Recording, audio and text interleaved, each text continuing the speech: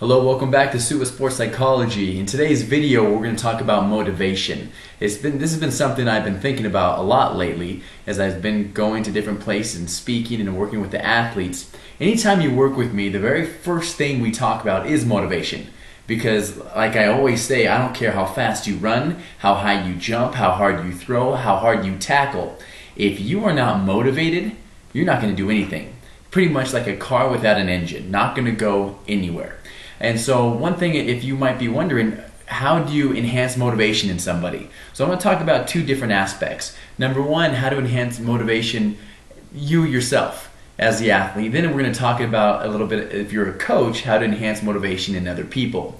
So first of all, something to help you discover your own motivation is to ask yourself 3 questions. Now these 3 questions come from Dr. Ken Ravizza, a renowned sports psychologist who has worked with many major league teams and Olympic athletes. And he likes to ask 3 questions. Question number 1, why do you play your respective sport?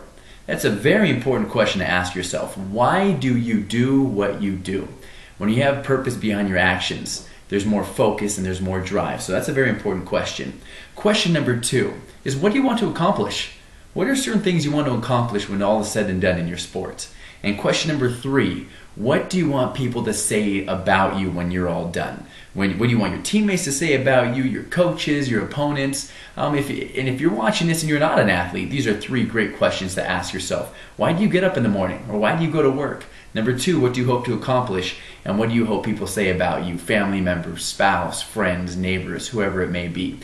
By sitting and pondering and really thinking about those questions, that'll help you give you an idea of what truly motivates you. What gets you up in the morning? Why do you do what you do? These are 3 questions I ask all my athletes in the very first training session we have. Now, if you're a coach and you're wondering, okay, how do I motivate my athletes? How do I motivate my team? Here are 3 things to remember. This is from research called the self-determination theory. Don't worry, I'm not going to test you on that. You don't have to worry about that. But it would be helpful to remember these 3 things. Number 1, competence. You want your athletes to feel competent. You want them to know the fundamentals, to know how to master the intricacies of performance, the simple skills, the little things that'll make a big difference. So number 1 is competence. Number 2, autonomy.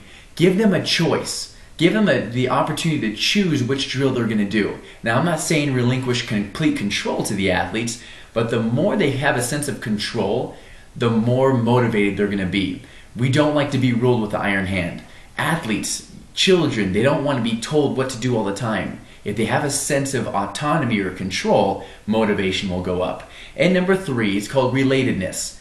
Your athletes want to feel a sense of community. They want to feel a sense of love with their teammates. And so if you have that in your organization or with your team, if your athletes are competent, if your athletes feel like they have a sense of autonomy or control, if your athletes feel a sense of relatedness or togetherness or unity, that team, both individually and collectively, is going to be very high on the motivation scale.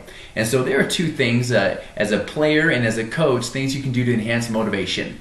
And that was our video clip of today. Thanks for joining us here on Suit with Sports Psychology, teaching people how to perform on purpose with purpose. Thanks for joining us.